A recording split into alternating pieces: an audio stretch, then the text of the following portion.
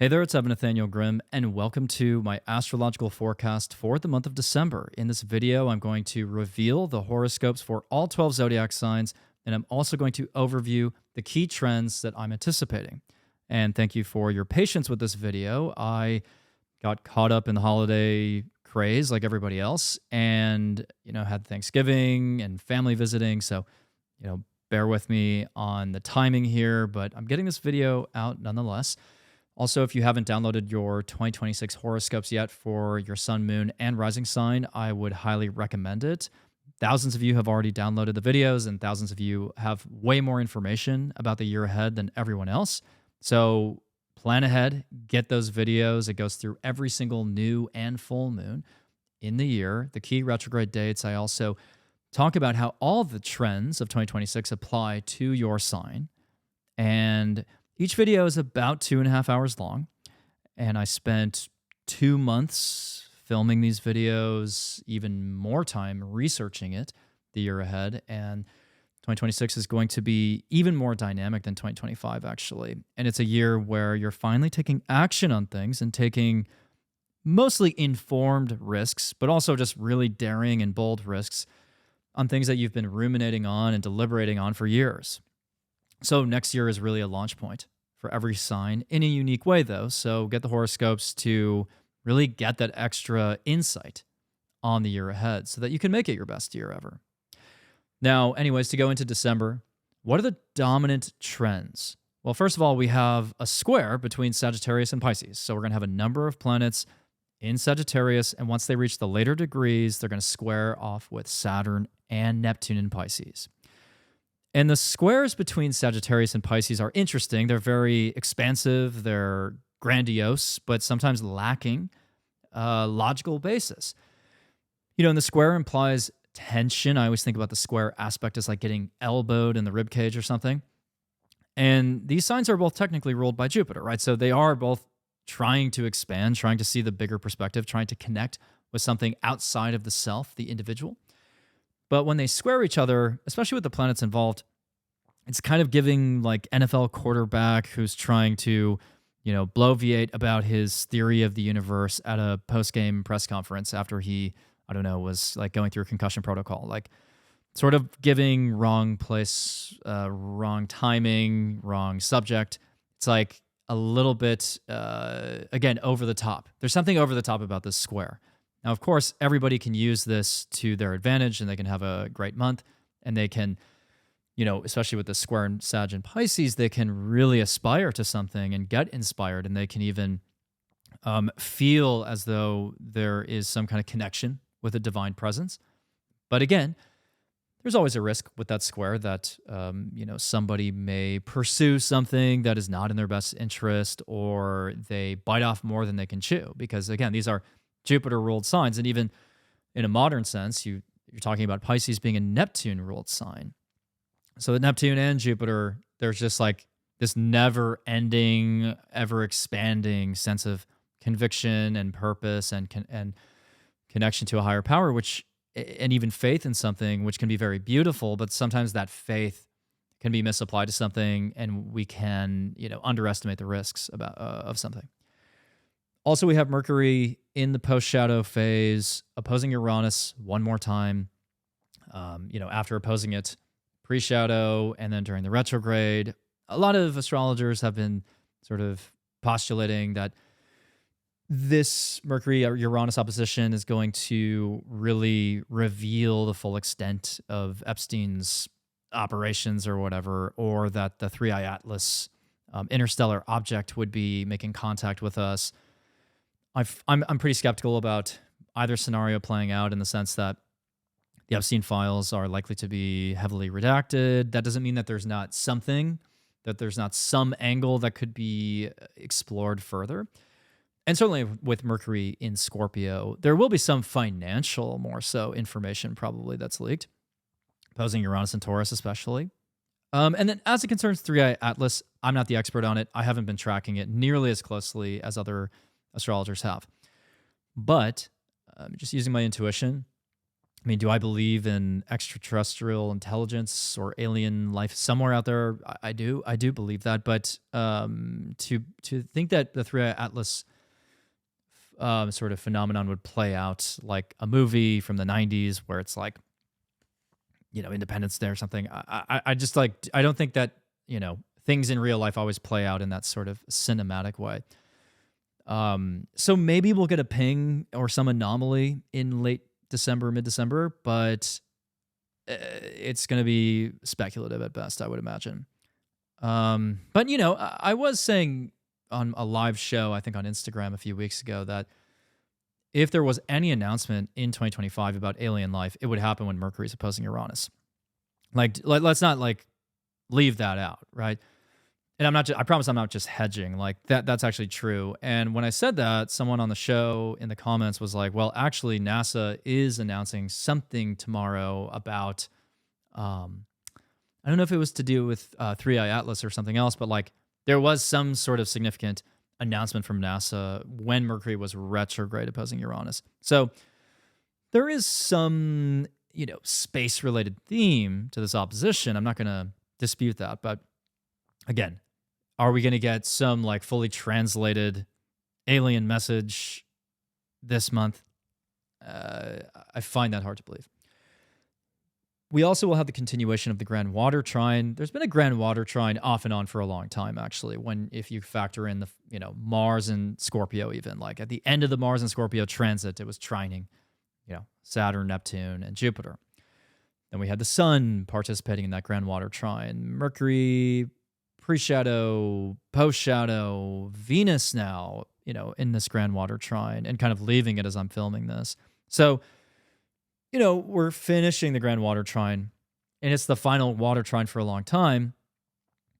Really for a while, because, this trine is possible because of Jupiter in Cancer and Saturn and Neptune in Pisces at those later degrees. So the trine from Saturn to Jupiter and Neptune to Jupiter, and then trining those later degrees of Scorpio, it's very emotional. It's emotionally resonant and insightful and creative and transformative. There's a real tenderness to this Grand Water Trine. And this tenderness is really being poured into, I think, a lot of people's families, actually, with Jupiter in Cancer.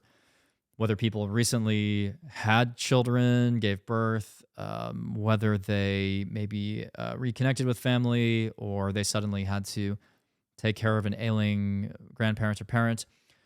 I think a lot of people are finding that their nurturing capacities are being fully activated at this time. And other people are just leaning into their feelings and their intuition. And with Mercury opposing Uranus and creating a kite, actually, in this configuration, your emotional exploration, your intuitive exploration is leading you towards these breakthroughs and epiphanies, which is amazing. And as an artist, as a musician myself, I love that. I'm in the studio as much as I can, writing what I believe to be my best songs ever. And I think for a lot of artists, you would probably agree that it's seemingly easier to access those deeper insights or deeper truths that are kind of embedded in your soul, and they're not surface level at all. So we're all getting pretty deep into our feelings right now.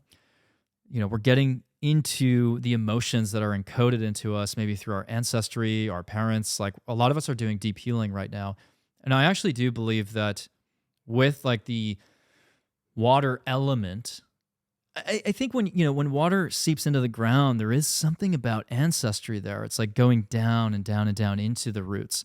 So I really feel like all signs, regardless of what your big three are or what your chart looks like, I think everybody is making some kind of headway into that. Whether they're consciously investigating their family trauma or their, ancestral experiences or whatever, everybody I think is consciously or unconsciously uncovering this really deep well that they have access to. And also, this Grand Water Trine is really important right now because next year in 2026, we're going to have this, cadre of planets, I guess, to use, I don't know, just a random word, in fire and air signs. So when we have all these planets in fire and air signs next year, that's kind of creating an imbalance, right? Towards the yang polarity, towards the masculine archetype. And so we need access to our emotions right now because next year is like go, go, go. Obviously, there's pockets of time where there's this Pisces stellium early in the year towards like late February and March. We also have Mercury retrograding in all 3 water signs next year. So obviously there will be opportunities for you to still have feelings, but next year is like has a sense of barreling forward. And right now in December and hopefully in November this past month, this is the time to really do a full investigation of the unconscious as far as you can, the subconscious. And again, the deeper origins of your reactions, your behaviors, your emotional reactions, right? So take advantage of that reflection. Then we also have a Sagittarius stellium transitioning into a Capricorn stellium by the very end of the month. And the Sagittarius stellium we're going to see, with Mars and Sag, Mercury and Venus, and the Sun and Moon in Sag. That's very adventurous, of course, with Sagittarius and the archer aiming high and getting out of the underworld of Scorpio. So there's a travel theme for a lot of people. I mean, with Sagittarius, stelliums in the collective, there's often themes surrounding aviation and long distance travel, education, higher education, religion, philosophy, perspective, and I mean, with Sagittarius too, I actually think a lot about sports and speculative risks.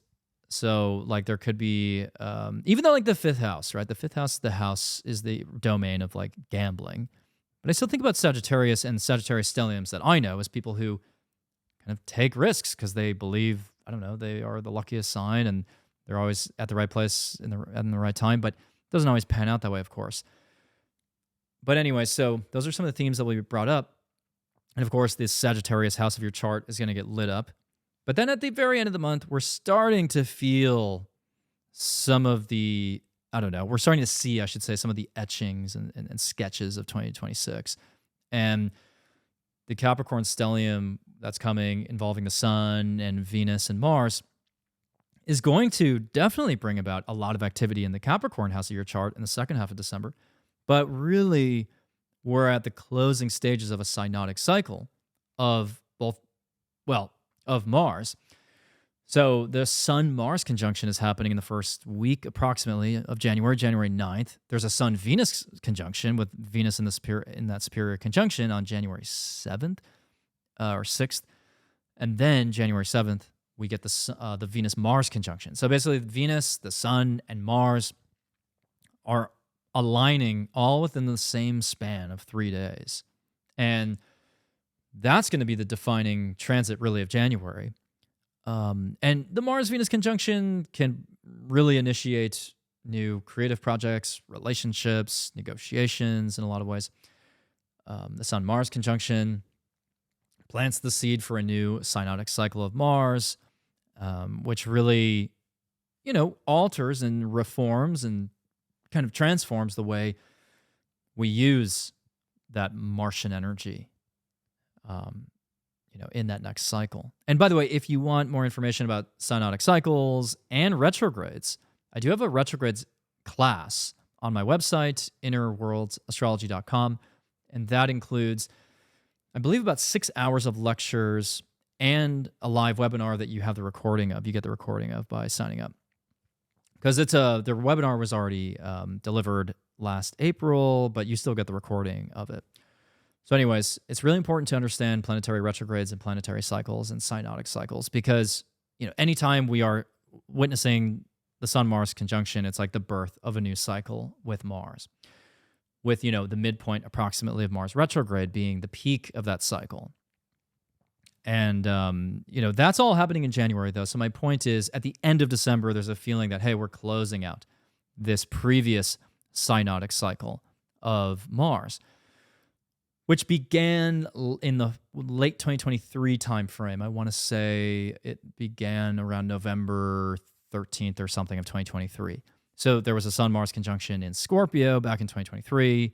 And then just over 2 years later, we're going to see the next conjunction of the Sun and Mars. So we're kind of winding down this cycle that began in mid-November of 2023. And I would urge you to think about that time. What was going on in your life in mid-November 2023? Was the Scorpio house of your chart, really getting pushed ahead or pushed forward by Mars? Was Mars kind of like igniting that Scorpio house for you in a different way? So like for Cancer risings, that conjunction was in the 5th house. So it probably, planted the seed for maybe an era that was going to be like a 2+ year era that was going to be more motivated by romance, and really feeding those like desires and cravings. This one is in Capricorn, right? So for a Cancer rising, let's say, the Sun-Mars conjunction is going to activate your 7th house. So that's going to shift that motivation over the next 2+ years towards commitment, significant relationships, close allies, business partnerships, and so on.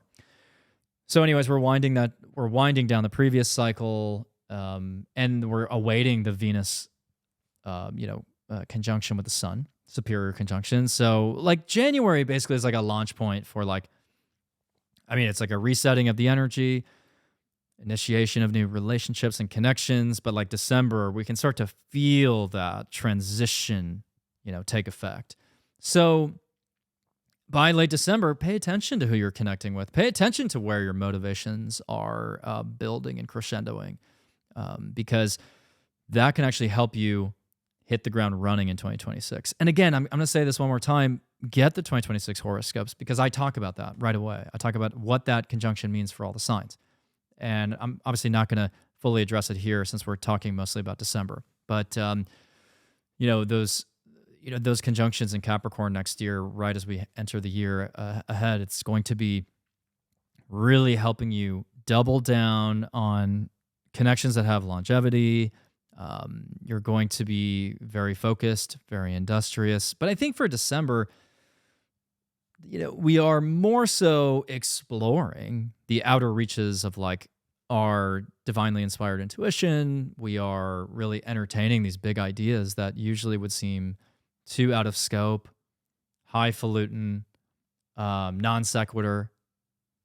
And like expect December to be, again, still kind of emotional, adventurous, but also a little bit, again, incoherent. I mean, there's just something about December where we want to plug into the adventure immediately, but then the square to Pisces is like, is this adventure healthy for me?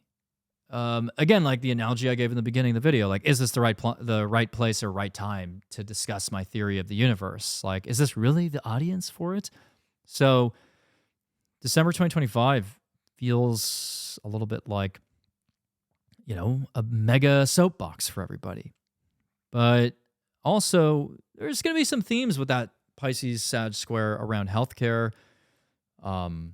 beliefs around like the best approach to take. What is the best approach with like your healthcare plan? I know a lot of people have been signing up for benefits recently and they've seen, their premiums skyrocket. And I'm speaking about the US there, but I really think the Sag Pisces squares are going to cause a little bit of a stir in the healthcare space, meaning people are going to be seeing how inflated healthcare costs have become. And I know that there's a lot of there's a political context to this. There's also, the COVID era subsidies. I think that was like one of the main focal points of the shutdown, which I believe are subject to end at this point. So anyways, the point is, with both of the Jupiter-ruled signs having a lot of activity and planets in them, it does look like there's an inflationary effect. Not in the sense per se of like inflation, but healthcare costs definitely are a major cause of concern. And I talked about this on a YouTube forecast like 3 or 4 months ago, that the Saturn-Neptune conjunction, which isn't happening exactly in Pisces, but is close. Like the Saturn-Neptune conjunction has a lot to do with healthcare, has a lot to do with personal health, but also the way that we, dole out healthcare in this country, the way that, I mean, even the expectations we set on health. I mean, I'm not going to go all the way into the rabbit hole of healthcare because I'm not even a healthcare policy expert, but there is a theme that I've been talking about for years, especially on like my Instagram lives. But there's a theme of like, well, there's kind of a reckoning around personal health and personal health management at the last degrees of Pisces there with Saturn and Neptune. Because you can think about the 29th degree as like this unwinding and unraveling of that sign's energy where, yeah, on the one hand, it could be a maturation point for that sign, but most of the time it's actually when the energy of that sign starts to break down. And it can be like this finale where it's like a final check-in on like, okay, have you been kind of utilizing this sign's energy and channeling it responsibly or irresponsibly? And like by no means am I going to be like trying to defend like healthcare companies. I mean, believe me, like I'm in the same boat as everybody else being like, why the fuck do I pay, hundreds upon hundreds upon hundreds? And I know for some people it's thousands. Like, why do I pay such a vast sum of money each month towards a healthcare plan when I'm seeing a doctor, like in my case, at least like once every 3 years? Like, what the fuck is that? So you're basically, in my case, I'm basically, you could argue I'm paying like, I don't know, over $10,000 to see a primary care practitioner once every 3 years. Like that to me is like, that is kind of crazy. But anyways, there is like this theme of like everybody having to really take ownership of their health on a personal level as well. And that collectively there is, we're unhealthy, right? We're unhealthy as a collective. I'm not speaking to you watching this. I'm not speaking to me. I'm not pointing fingers at any particular individual. It's just that we live in a world that by and large is incentivized to be unhealthy, right? Like we are incentivized by the medical industrial complex, by the food industry, by big agriculture. We're incentivized to be unhealthy, right? Like when you think about the subsidies for corn and corn syrup like being so prevalent. And I'm not going to go all the way down that rabbit hole, but you understand what I'm saying, right? We don't live in, at least in the US, in a country that is really promoting nutrition en masse. Like obviously there's all kinds of alternative health companies now, and there's ways to be healthy. Like there's ways to take ownership of your health, but sometimes people like have 3 jobs. They don't have time to like go to a gym or think about that stuff, or they're stressed and the stress like compounds and has physical health symptoms. There's like 100 different ways to slice this and to realize and see that, as a collective, we are very unhealthy physically. There's a mental health crisis, of course. And that's all being exposed in a bigger and bigger way as Saturn and Neptune reach the final degrees of Pisces. And whether or not we want, like, if we don't have to make a direct connection between all of these things to just basically make this point that, by and large, there are a multitude of health crises in the US and other countries as well. And people are like breaking their backs to pay for healthcare as well. And so there are many stakeholders in this scenario. But I just think that the squares between Sagittarius and Pisces are really bringing people into an awareness of, where their beliefs have taken them in terms of health. Like how have my beliefs, my personal beliefs about health affected the outcomes at this point? Like, have my beliefs been sound about a life well lived or a healthy life, or are they unsound? And also people are feeling like the bills are piling up. I mean, I think that, again, how can you account for the cost of healthcare, the cost of, a mortgage at this point? I think I read a stat that like the median first-time home buyer in the US is now 41. I mean, that's insane. So we're just dealing with this idea, I think, of inflation and largesse and things becoming too large, right? And even like too costly. And I think the Mercury in Scorpio, post-shadow, opposing Uranus and Taurus is also bringing people into that awareness of like, wow, like how have these costs just kind of like run out of control? And then we have the theme of tariffs, of course, which is also a big headache for people. So anyways, I'll just stop there on that point because I think I've made the point, but like the idea, by the way, of astrology is that everything operates like in a synchronistic fashion at different scales, right? So things could be happening to an individual and to their psyche, but also on a collective scale at the same time, global scale, universal scale. And so the point is that with these transits at the end stage of Pisces, people may be grappling with personal health crises, but there is also a collective health crisis brought about by myriad factors, which I've outlined. And there's a cost crisis, right? There's like various costs of a general lack of health, whether it's like literally like the cost to your body, the cost to your mental health, and so on, right? So that will be a theme. And also with Sagittarius and Pisces squaring each other, there is going to be a lot of maritime chaos. I mean, if you've been following the news, the Trump administration has been like shooting down all these boats coming from, I think, Venezuela, in the Caribbean, I believe in the East Pacific as well, and air traffic, like airspace has been kind of shut down, at least for flights coming in from the U.S. So the U.S. is in, relations between the U.S. and Venezuela are very dire at this point.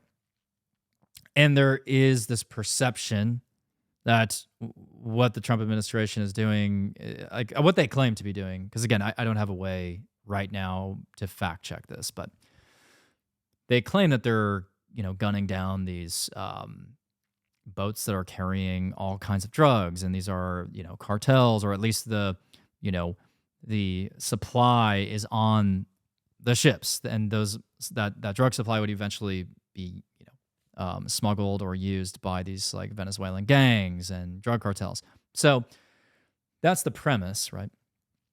But there's a lot of conflicting reports about like who actually was like on the boat, and like how can we verify what was actually on these boats? Like were there drugs on these boats? So like from one perspective, you could see this as like a very literal war on drugs. But I'm not here to like really politicize it or even to do the background research on exactly what is objectively happening. But what we can see here is that there is, these boats are being gunned down. We can see that there are these accusations being brought forth that these boats are like that. Basically, that Venezuela is enabling the this sort of supply of drugs to be kind of like, it's almost like, to be kind of coursing through this broader ecosystem that maybe is affecting the situation in the U.S. Like maybe I'm making this part up, but maybe somehow they're going to say that it's connected to the opioid crisis and like, drugs that are being smuggled into the U.S. Again, I'm not the expert on it, but certainly this fits with the Sagittarius and Pisces square. Because with Saturn in Pisces, we are actually talking about the regulation of like drugs and substances that are seen as toxic. And with Sagittarius, we are talking about cross-border and international relations. So it really plays right into the theme of the squares that we're seeing in December coming up between Sag and Pisces. So I would expect further sanctions, further restrictions on air travel to and from Venezuela. I would expect more maritime conflict. I would expect probably more boats to be taken down. And to broaden this, though, I think that there will be a fair amount of delayed flights, due to inclement weather and like snow and rain and sleet. I mean, that's kind of always the case right at the end of the year in the northern hemisphere, but I still think it's just especially pronounced in December because Sun, Mars, Mercury, Venus, they're all going to be squaring Saturn and Neptune and Pisces specifically. So in terms of, by the way, the direct and retrograde motions, we have Neptune stationing direct on December 10th. So once Neptune stations direct, it's like all bets are off, right? Saturn and Neptune are marching forward. They're about to finish out their transit through the zodiac, and they're going to start a new cycle, aligning at 0 degrees of Aries next year, a cardinal point. And, by February of next year, there is a whole new beginning for you, especially when Mars goes into Aries towards the springtime. And so right now, there's a feeling that things, again, are winding down. People are really reflecting inwardly. They're thinking about the state of their mental health, their health. They're thinking about the legacy they want to leave behind creatively. Pisces has a very, creative side. And I think a lot of people are maturing into, their spirituality in a different way. Like they know when to call bullshit on something, and they know when something is actually genuine, and when something like spiritually is going to resonate with them like long term. Because Saturn only cares about the long term, right? Saturn doesn't care about whether or not something is painful today. Cares about the payoff in the months to come and years to come. So, we've had a trend in the last few years, especially with like the proliferation of like TikTok. We've had this trend of, new age spirituality really taking root, and the 5D really trending as a term, and quantum jumping and quantum leaping. And it's like, at a certain point, even astrology shows us that like everything has to come back to a median or like a middle ground. Like we have to, yes, explore the entirety of a spectrum or continuum, but that ideally to find true happiness lies in the midpoint, at the midpoint between two extremes. And Aristotle talks about that, right, with his golden mean. Or I should say he talked about it, right? He's been dead for a long time. But, in the last 5 years, since the pandemic and since the lockdowns, we have had way more time than we ever had in our lives to either like be alone with our thoughts or to kind of recede away from our typical social lives. And we've had just more time than ever to like think about these existential factors and like, why are we here? And what am I here to do? And what's my purpose? And like, what if everything, when you drill it down to the quantum level, like what if there is no matter or material? What if there is nothing solid? Everything is permeable and blah, blah, blah. And it's like, at a certain point, we have to re-anchor ourselves somewhere in the middle where it's like, oh, we're glad that we reflected and we ruminated on things for so long, but we're also ready now to reintroduce ourselves. We're ready to reintegrate into a society. We're ready to be maybe more socially active, even if you're introverted. I think that a lot of people are missing the social human connection. A lot of us want to like have that hands-on experience of life again.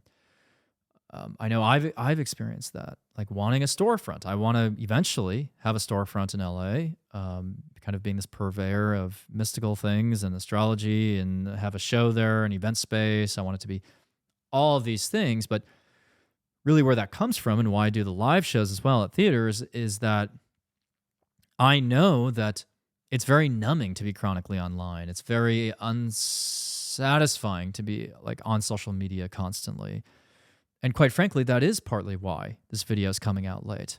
It's like, yes, because of the holiday, yes, because of family. But like 3 years ago, when I was building up my social presence, I might have sacrificed time with family or friends to be online and doing a video like this. But like the honest answer is now I'm not willing to just always jump to that conclusion. I have a slightly different priority list. And I think most online content creators feel the same way. And if they don't, I mean, they're probably on the verge of burnout. So everybody's recalibrating, I think, for the sake of their health, right? Physically, like, okay, let's get off the couch, or mentally. Our mental health is totally negatively affected by looking at that screen that's always secretly, flashing. I was talking to my friend about this, or my friend was really telling me about this, how on the phone, there's technically these little minute, constant flashing lights that are kind of, being thrown at you when you're on your phone. And you think about the blue light and how that affects us right before sleep. We're just in this very unnatural state of being right now. And the Saturn-Neptune conjunction, which again is not happening in Pisces, but like the co-presence, I should say, that's tightening in the final degrees of Pisces is really showing us like how disconnected we have become from the life we once had that was a lot more embedded in the material. So I think we're all looking for that structure again. And next year is going to give that to us. But anyways, when Neptune goes direct on December 10th, we should, I think, feel confident in our ability to apply judgment proportionately and correctly to the vast swath of spiritual ideas and ideologies that have sprung up in the past 5 years. There was a point probably 2 to 3 years ago when I thought, like, maybe if I meditate and focus long enough, I can just like crack through the firmament. I can open the skies and I can like find a way out of this celestial dome. But the honest answer is every time, 10 times out of 10, I come back right here. I'm right in my body. So I'm not looking back at the past 5 years as like an unworthy, investigation. But I'm proceeding now with this knowledge of like what is legitimate and what is not legitimate in the spiritual realm, in the sense that, or within the spiritual community, right? Who is spewing bullshit? Who's just trying to get your attention? Who's exaggerating? I always like to say exaggerating, like Sagittarius, but like who is sort of just making shit up, and who is consistently kind of bearing results, who is also doing what they say. We've also seen how like healers can be the most unhealed people.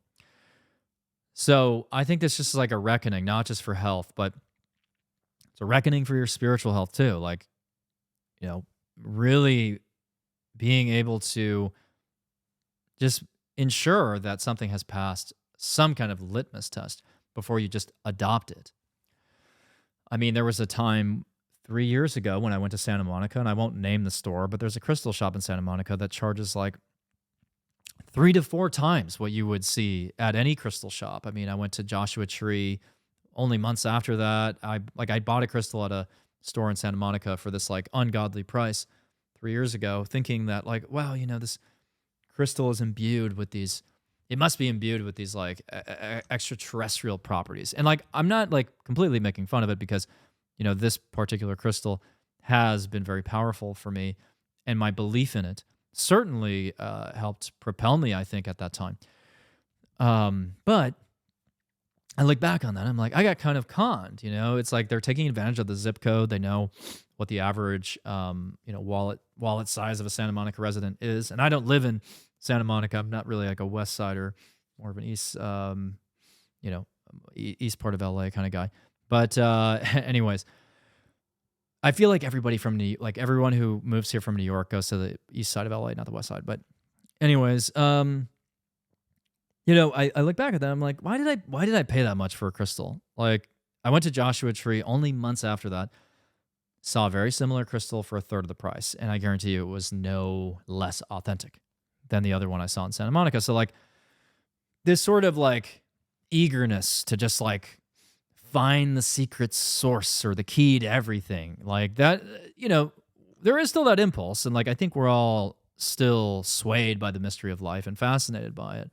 But I would like to believe that like the hype curve, we, at my old company I used to work for, we'd talk about like the hype curve, and like maybe we're kind of like, a lot of those like new agey spiritual topics are on the other side of that hype curve, where like it's already seen widespread adoption. People have tested it, applied hypotheses to these different theories, and like they've realized that this doesn't work. Discard this, prune this, refine this, and now like we're all like this fucking badass spiritual class of X-Men being like, yeah, I know what my superpower is, and I'm going to cherish it. But I have discernment now to know, like, again, who should I really be, mixing my energy with, and who should I kind of avoid? And again, what is actually authentic to me? Like, am I actually gifted at this, or do I feel a consistent connection to this divine energy, or was I just riding a wave or riding a trend? Was I just doing the equivalent of like feeling like I want to be part of group 7 on TikTok, but for spirituality or whatever? So anyways, I've really beaten those trends to death. So let's talk about some of the other noteworthy trends in December really quick. I'm going to have to be a little bit quick about this part because I do want to jump to the horoscopes, obviously, for all the signs. So, this month we have a kind of the tail end of the Venus-Uranus opposition, which can really bring about these unexpected moments in relationships, but oftentimes it can introduce novelty into relationships, which is nice. Then Mercury opposes Uranus, in the first week, 10 days of December. The official opposition looks to be on the 10th. And at that time, it's really kind of like cleaning up maybe some of the mess during the retrograde. If you did have any kind of like messes come about, I mean, like think about the post-shadow phase as like a post-mortem. It's like, oh, here's where we fucked up. Here's where the reflection was actually very fruitful. And here's how I'm going to synthesize all of these insights towards like a go-forward strategy. So with that opposition, yeah, I mean, who fucking knows? Maybe an alien is like reaching out to us somehow, or you just have this amazing epiphany in the middle of the night, or you have a crazy moment of telepathy. But I think for a lot of you, it's like you already felt this opposition twice, right? During the pre-shadow and during the retrograde. So like by that time, December 10th, I would maybe expect less surprises in the realm of like epiphanies. But what stands out to me more is that Mars will be squaring Saturn and Neptune at that time. So with Mars and Sag squaring off with Saturn and Neptune, we're starting to see that tension between Sag and Pisces, which, I think the tension there is that, well, first of all, they're both mutable signs. However, they're in different polarities. Sag is masculine, Pisces is feminine. But again, they're both mutable. So they both are adaptable, but like Sag wants to push the energy out. Pisces wants to bring the energy in. And that square from Mars to Saturn feels like some kind of militaristic operation on the ocean, probably with Venezuela, involving Venezuela and the U.S. Or it could show just like major flight delays, travel delays. With Mercury opposite Uranus, maybe something gets scrambled, a code gets like, I don't know, like maybe some kind of encrypted message gets revealed or like hacked into, or there's just some sort of fiasco in the airline sector. But also we have, the Sun squaring Saturn and Neptune. And I'm going to find the actual day of when that happens because that's going to be significant. It's around the time of the Sag New Moon, I think. But yeah, I mean, around December 16th, 17th, all the way through up until the winter solstice, we have the Sun squaring Saturn and Neptune. And that could denote like a major figure, leader, executive announcing a health issue that they have. I wouldn't be surprised if we find out that there is some prominent leader or political figure who either succumbs to a health issue at that time or they announce a major health issue. And I think, let me actually go to the new and full moons now. I actually want to jump to that. Well, actually, no. I should keep going through the daily transits. So keep in mind also that Venus will square off with Saturn. And Venus squaring off with Saturn, it's a fairly common transit, not anything to be terrified of. But I want to give you context on that with regards to timing, because this is this is the closing square in this cycle between Saturn and Venus. So Venus actually conjoined Saturn in 2025 many times because of Venus retrograde. So we had Saturn and Venus conjunct first January 18th of 2025, then April 7th, 2025, and then finally April 24th, 2025. And by that time it was, yeah, I mean, those were all in Pisces. All those conjunctions were in Pisces. And that kicked off a new cycle of commitment in relationships, business partnerships, hashing out like very formal agreements with people. Maybe even like, it may have even initiated for some people like ambitious art projects or endeavors. But anyways, so the conjunction really is like January through April, which is, again, unique because of the Venus retrograde. And then they squared off August 1st in that opening square. So August 1st of 2025, you may have had a serious conversation with somebody about your prospects for the future in that relationship, whether or not to continue the relationship. Saturn has a certain finality to it. And then Venus and Saturn opposed each other on October 11th. So very recently, and that's because, Venus is speeding up after the retrograde, and so the closing square is going to happen really quick after the opposition. So the Venus-Saturn opposition was October 11th. That may have been also a time where you felt more distant from somebody, or you had to set a boundary with somebody, or you really took a long-term view of a relationship. And then, anyway, so that square coming up at the end of December 20th, is going to harken back to all of those dates I mentioned. But like on that closing square, you should have a pretty mature view, of course, of like what you want in a relationship and what your boundaries are, what your values are, how they mesh with your partner, how they clash with your partners. You may feel slightly judged by somebody for some reason for your choice in partner, or you may feel self-conscious about approaching somebody at that time. But if you're in a relationship around December 20th, expect to have just very no-nonsense discussions about like, hey, are we on the same page? If not, then let's extrapolate from there.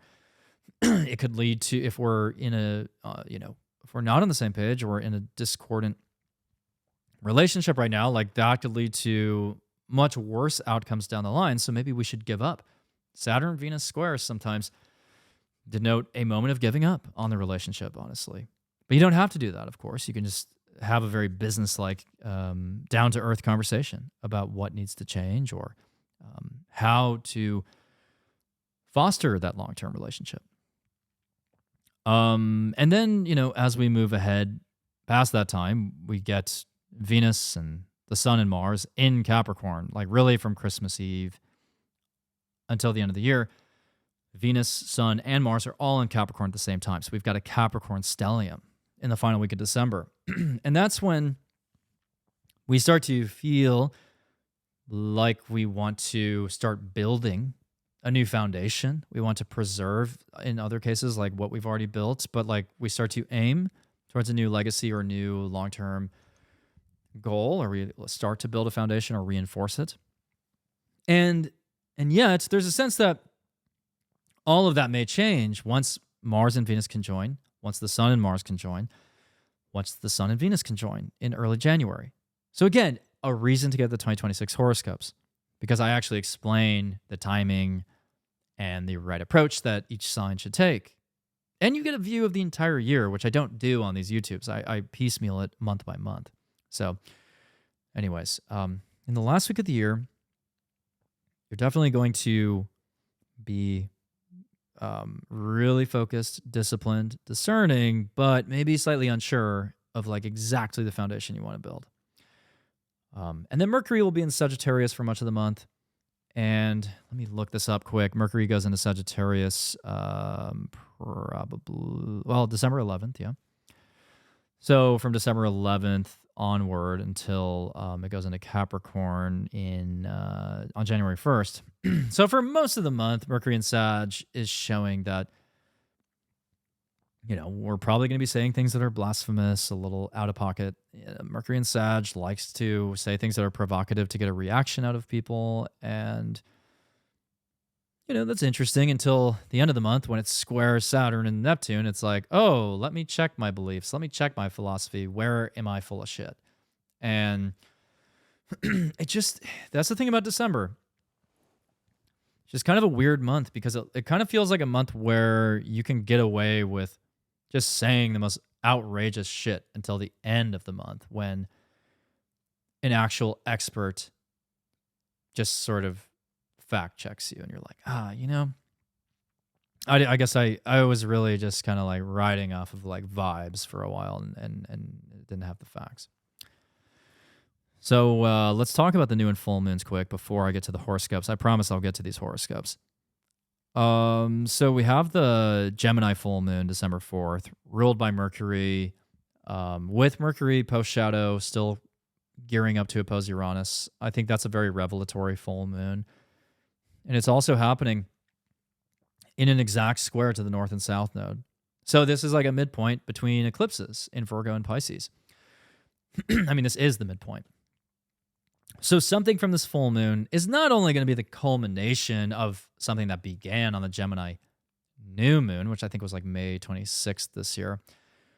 It's not only the culmination of something that began then, it's also the culmination of something that began on the Scorpio New Moon 2 weeks prior, approximately, from the full moon.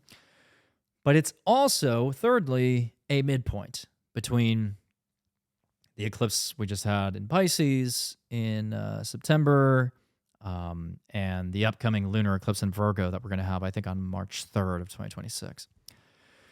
So this full moon in Gemini is really giving you some kind of piece of the puzzle or some information that is going to pay off for you once we get into the eclipse in March. So that next eclipse is March 3rd of 2026. Now, technically, we do have a solar annular eclipse in Aquarius on February 17th, though. So, right, it could harken back to that. But I just think about the eclipses in Virgo and Pisces specifically because this is a full moon in Gemini, which is another mutable sign. And it's squaring, the north and south node exactly. So, this very much is a midpoint that connects to these mutable sign eclipses. So, something will come in handy here. Like there is some kind of information you're receiving that I think will still have a hand in your experience on March 3rd of next year. So it's ruled by Mercury, again, Mercury in Scorpio. Maybe there's something with the Epstein files around that time. Maybe even there's something with 3i Atlas around that time. But a Gemini full moon, it's very talkative. Sometimes it speaks to logistics, not really supply chains, I guess, but like commerce and mercurial things, right? Like transportation, which is falling under logistics, and telecoms and communications, vehicles, siblings, neighbors, education, writing, reading. There's a lot of, even like with Gemini, we're thinking about just like everyday happenings. So the full moon is going to touch on those themes technically. But yeah, expect some shocking information in the collective because of the Mercury-Uranus opposition. For others, it's just like this amazing revelation on a personal level. Mars does start to square Saturn by that time. So there's a sense that you want to launch something or push something forward, but it's like Saturn is saying, hey, just wait, wait a little bit. You're not quite ready to launch yet. And it's a full moon anyway, so you are supposed to be concluding something ideally. And it's happening about a week before Neptune stations direct. So I just think the Gemini full moon is equipping us with a little bit of extra information that we need to proceed with Saturn and Neptune in Pisces. It's like those final pieces of the puzzle that is maybe rounding out our spiritual perspective on something, exposing where we didn't have a grasp of all the information that we needed. Could expose where we've been delusional about something. But yeah, it's a very investigative moon. I mean, whenever someone has Gemini and Scorpio in like their big six, I always think that that person could really thrive as an investigative journalist in some capacity. So to have a Gemini full moon with Mercury and Scorpio, which by the way is common, just given that Mercury can only be so far away from the sun. The sun is always in Sagittarius during a Gemini full moon. But it makes it a little bit more interesting that Mercury is opposing Uranus and part of a kite formation with the trine of Saturn and Jupiter and Neptune. So it's very clairvoyant. It's very prescient. And it's just very intuitive. So a lot of you will get some kind of intuitive information. And that will be, I think, very healing for you, for a lot of you. And then we go to the Sag New Moon on December. I have to adjust something on my software quick. Then we have the Sag New Moon on December 19th at 28 Sag.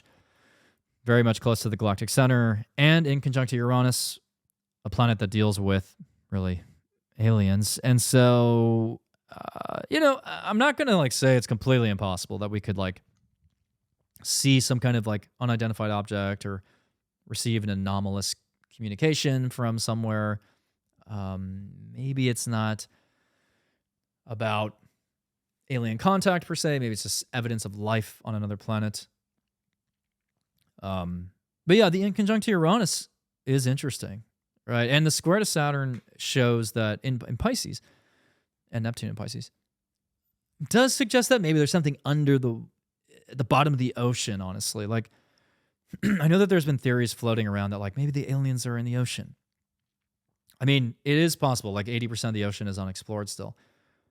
So I would be like I'd be more surprised if the alien contact came from space and up there. I think it would come from, underwater. So maybe there's some kind of underwater, I don't know, ping sonar. Like, I don't fucking know, but like there's something there. Or this is some kind of maritime conflict, maritime crisis with Venezuela or Taiwan or any other area of the world where like there's complications, with the international waters. So yeah, that new moon definitely is the genesis of something in the Sagittarius house of your chart. And so it could be the initiation of like a new belief system, new philosophy, new perspective. But I think for a lot of you, it's a desire to travel, but the square to Saturn is saying maybe you're not ready yet to travel. And I think this is also going to bring up themes of immigration. And obviously the Trump administration is threatening all kinds of reviews of people's, like, I don't know if it's their visas or other documentation, but I don't know. There could be this like mass crackdown on something related to immigration or travel bans, travel restrictions.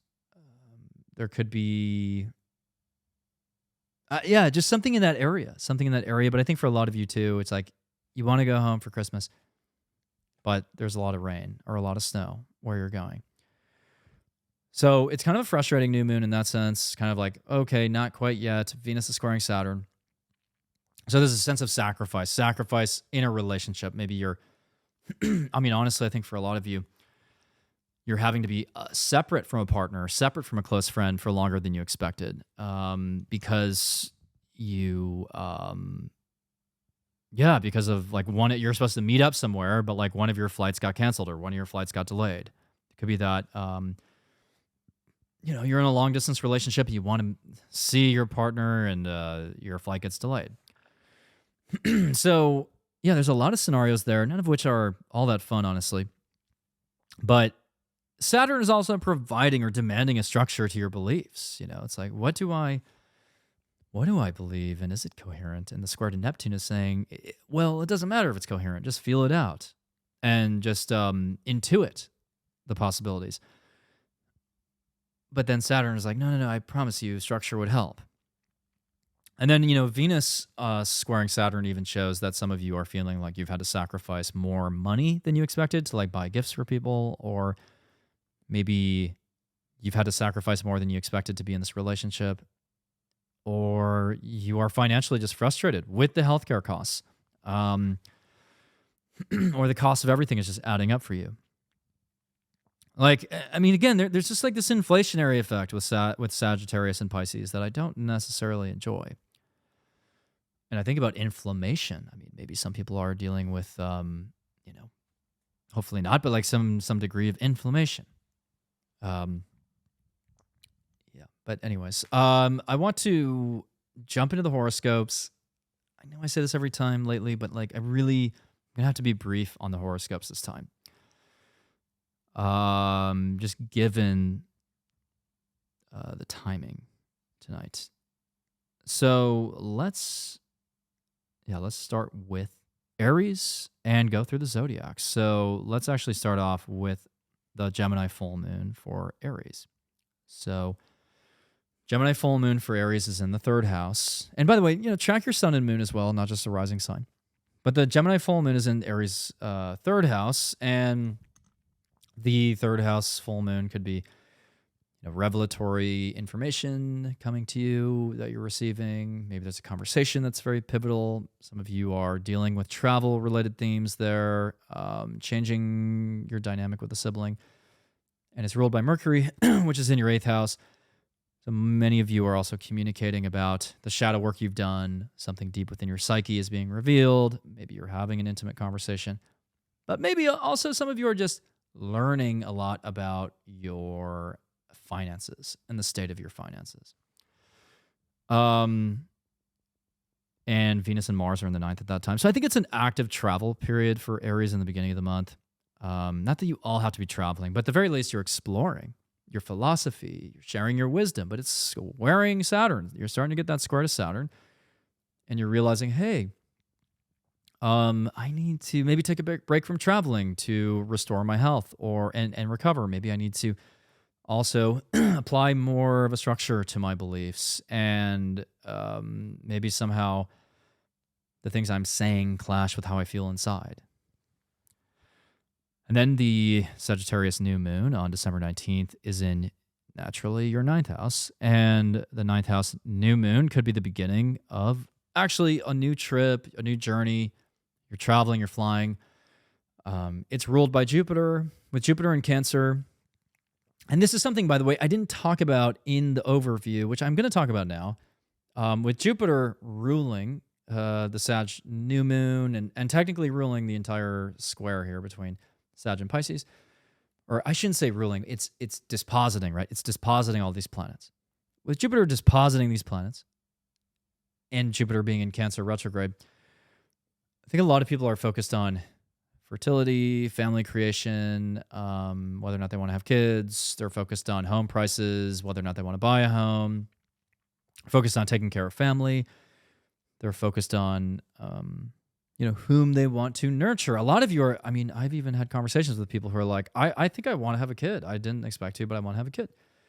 Or they're saying, I don't. But I think a lot of people are thinking about, how does like my family life enrich me in some capacity, ideally, right? I know a lot of people have, legitimate wounds and traumas with their family that sort of prevents them from maybe always dealing with their family. But at the end of the day, I think a lot of people want to either build a family or have some kind of enriching connection with their family members in a way that gives them that semblance of like, and of a safety net and a real safety net. And that's what this grand water trine is teaching us. Like, we need people to be there for us emotionally when we're going through a crisis. Like, there's times when we don't feel like we're strong enough. And like, that's when we need, to lean on somebody. And this grand water trine is sort of reminding us who those people are. So I think that is a big component. Anyway, so for Aries, the new moon in Sag is a new beginning, again, a new trip, new journey, new higher educational pursuit, the adoption maybe of a new perspective. And Jupiter is dispositing it from your 4th house. So many of you are traveling to be with family. Naturally, it happens at the end of December, but it's really happening for you right now. So Aries, like, your interactions with your family are going to be even more pivotal than they usually are in the holidays. it's going to be very enlightening for you. All right, so now we go to Taurus. The Gemini full moon is in your second house. This is illuminating your second house. So what do you value? What are you willing to spend money on? What possessions do you value? Maybe Taurus is you're cleaning out your closet, getting rid of clothes you don't care about anymore. Maybe some of you are making adjustments to your financial situation. Maybe you're leaving behind a certain salary, adopting a new one through a new job, or maybe you're just getting clear on like what your financial goals are, what you actually want to be spending money on. Some of you are just having a nice, fun sensory experience, meaning you're cooking in the house, you're providing food for people, you're enjoying music, you're creating music. The second house full moon is oftentimes very grounding, actually. It really brings us back in touch with our bodies. And Mercury disposits it from the 7th for you. So many of you are going to have a discussion about the state of your finances in the context of your partnership if you're in a relationship, or you will discuss values with your partner. A lot of Tauruses have actually reconnected with old friends, old partners, and ex-best friends and stuff. So you might be like, even on this full moon, connecting with someone from your past, even during the post-shadow phase.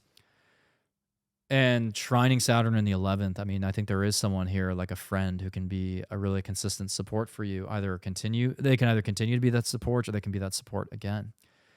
And there's a stellium in your 8th house. So many of you some of you might be continuing to dig into the state of your finances, or you're revealing some kind of secret to somebody, or pursuing intimacy with somebody. So yeah, I think that second house full moon for Tauruses can actually be just a reminder of what you value, and you can articulate that again. So then December 19th, we have the Sag new moon in the 8th house for Taurus, and a new moon in the 8th house could denote a new approach to finances, actually like opening some kind of new financial account, just doing something different, or embarking on a new journey financially in concert with your partner. Like maybe you and your partner or business partner are venturing into some new financial opportunity. Squaring all these planets in the 11th. Maybe there's a friend who cautions you from doing something financially. Maybe there's even someone on social media or in an online community who cautions you from doing something financially. It's like there's Tauruses want to pursue, I feel like, some kind of investing related track, but there's somebody in their social network who's like telling them to hit the brakes on it. Others are beginning to explore their psyche in a different way, and for some reason a friend is judging them about that. Also Jupiter dispositing this from the 3rd house shows that Tauruses are continuing to be very expressive and open and honest and emotionally open. A lot of you are, speaking your mind. And so even with Jupiter in the 3rd, you could be traveling. And I think siblings continue to be a bright spot for Taurus. I think there's a sibling maybe that's supporting you if you've gone through a tough time. And actually, some of you may confide in a sibling, something that you're maybe afraid to share to other people. So I think for Taurus, this is really in the late part of December, just this initiation of more shadow work, digging into unhealed wounds, and also synthesizing, combining assets maybe in a more formal way with somebody. So now we go to Gemini, and the full moon here is in your sign, December 4th. So this full moon is naturally going to be very emotional for you, very cathartic. And yeah, you're letting something go. You're letting something big go, something that maybe it was 6 months in the making or 2 weeks in the making, maybe longer. And like Saturn, recently stationed direct in your 10th. So a lot of you feel burdened by your work. You feel like overwhelmed. So this is your time to really just let that all out, share any of that overwhelm, and receive support or receive information that just changes your perspective on your career. Mercury deposits the full moon from your 6th.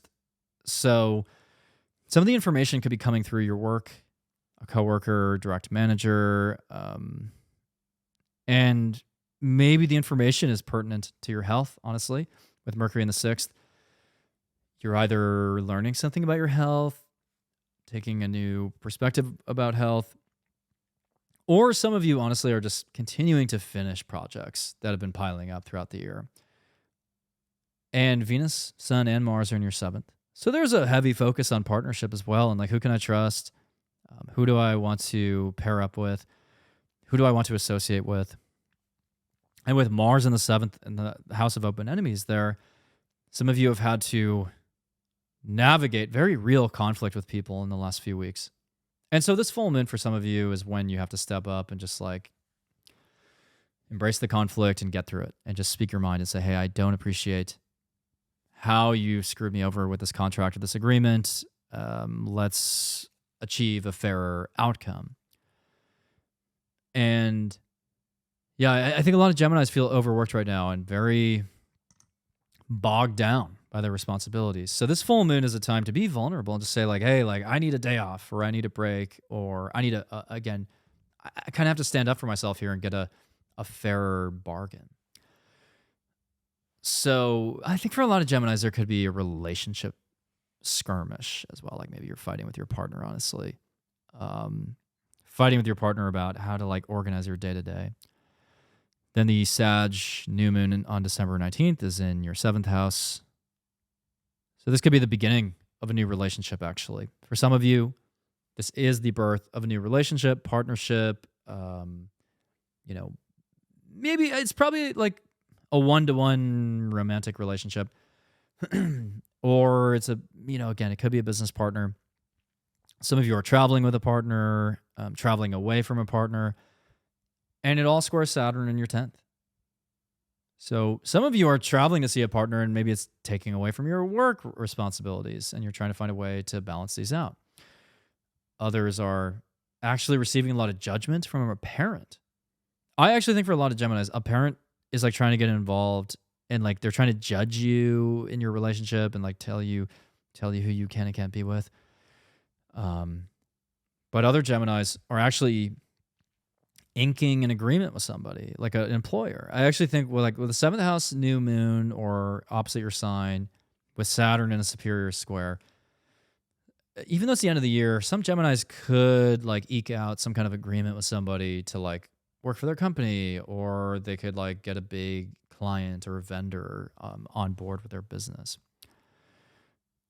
So yeah, relationships are a huge theme there. And I think Chiron also, by the way. Oh, no, Chiron goes direct in January. I was about to say might go direct this month. But oh, yeah, and Jupiter dispositing from the 2nd shows that Geminis are also maybe coming into an agreement that's quite lucrative. Or they have the confidence to approach somebody and start that relationship. All right, so now let's go to the sign of Cancer. So Cancer, December 4th, Gemini full moon is in the 12th. And the 12th house full moon is really trippy, very foggy. You have an inconsistent sleep schedule right now, I think, for a lot of you. A lot of you have maybe not adjusted to the time change very well. Maybe you're staying up too late. Maybe you're, I don't know, just a little bit discombobulated. So on this full moon, it's going to reveal to you that maybe you need more rest or you need to finally like fix your schedule. Others will psychically infer something about somebody. We have Venus and Mars at that time also in your 6th house. So you're navigating a lot of day-to-day routine change. Like you're changing a lot about your routines. You're focusing on your health. You're trying to become healthier. And the 12th house full moon, I think, is a reminder to rest, but also it naturally involves the other sign opposite that.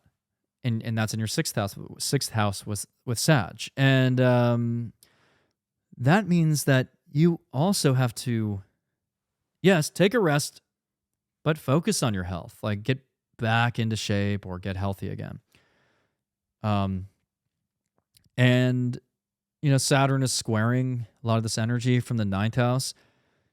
So Cancers, you've had to really check your perspective and your philosophy and ideally develop into a thought leader and be really discerning and separate fact from fiction and understand what perspectives are legitimate and which ones are not serving you well. Like you've gotten to that point, I think. But there's some part of you that wants to believe in your work again, right? Because I think with Saturn in the ninth, like even though it's one of the easier houses to have Saturn, there is like a perspective that gets a little bit more dour and like pessimistic, I think, with Saturn sometimes. Even though it's a lot about like structuring your beliefs very clearly, it can also really spur these pessimistic perspectives. So I feel like Cancers are kind of saying, despite any prevailing pessimism, I'm going to reclaim my conviction about my daily work and my daily health. And I'm really going to believe that I can get healthy. I'm going to believe that it's important to go to the gym every day. I'm going to believe in what I do, for work. So I think there's a huge part of that where you're just trying to like infuse that conviction again into your day-to-day. Mercury disposits this full moon from the 5th. So for others, you're just going to get an amazing creative idea in the middle of the night, And as a songwriter, and a Cancer rising, right? Like I am hoping that that's what happens. So like I'm hoping that I just, finally figure out the final lyric to this song. And maybe some Cancers are discovering something about a person they're casually dating. I mean, that could certainly be the case as well.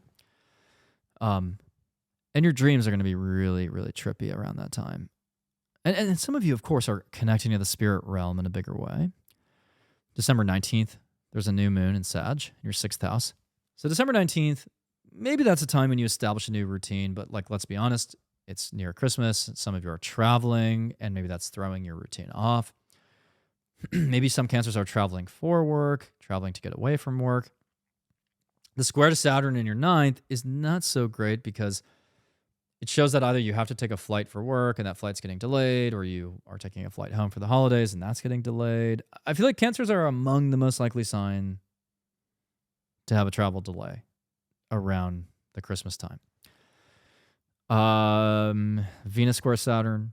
I just think with Cancers here, even if it's not about those topics, even though those topics don't affect you, it's really about hooking in to a more consistent work schedule, or even like hiring help. I mean, I go back and forth about this all the time as a business owner. Like, do I want to hire somebody who I have to train and there's like troubleshooting, or do I do it all myself? Like, it's kind of this proverbial question I have, but I'm really feeling right now like it probably makes sense to hire somebody.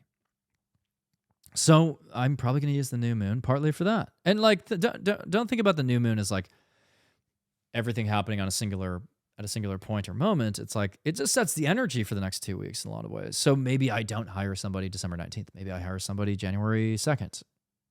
But certainly that tone is being set. Other Cancers are actually learning something about their health, or they're adopting a whole new health-related plan. And that speaks to the solidification of their perspective. And Jupiter disposits this with Jupiter in your 1st house. So with Jupiter in the 1st, a lot of Cancers are thinking about their family, thinking about, with Jupiter in their sign, I mean, they're thinking about, taking care of family, nurturing themselves, nurturing the people they care about, traveling to see family, protecting their family, building a family, birthing a child. Like, these are all Cancerian themes right now. So yeah. Now let's jump to Leo. December 4th, Gemini Full Moon. It's in your 11th house.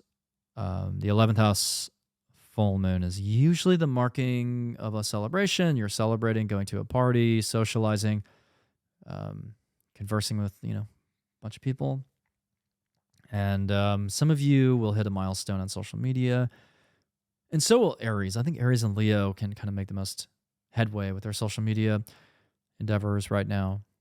Other Leos are somehow getting involved in politics, but probably not. That's kind of rare. Maybe learning something about a friend, dissociating from a friend. Mercury disposits this from the 4th house. Some of you are learning something through your network about a family member, about maybe you're just like hosting people at your home, hosting a party. Others are, rethinking how they're investing in their home. What kind of mortgage do they have? And there's a stellium in your 5th, though. So, for Leos, December is a really fun month because you're getting that Sag stellium in the 5th. So you're restoring your sense of joy. Your inner child is reawakening. And, this 11th house full moon could be that you're going to a concert or you're even performing. Now, the squares to Saturn in the 8th is a little bit heavy. It shows that you're either, here's the rub for Leos. You want to have fun, but Saturn in the 8th is demanding that you continue to sacrifice a toxic habit or an addiction. A lot of Leos have gotten sober. They've given up a certain substance in the past couple of years. So it's for Leo, if you go on a date with that 5th house sun there, that's, transit of the sun and Mars and Venus in your 5th, don't let that date be a vehicle to tempt you to get back into those habits. Just reassert the fact that, I practice abstention from this deleterious habit.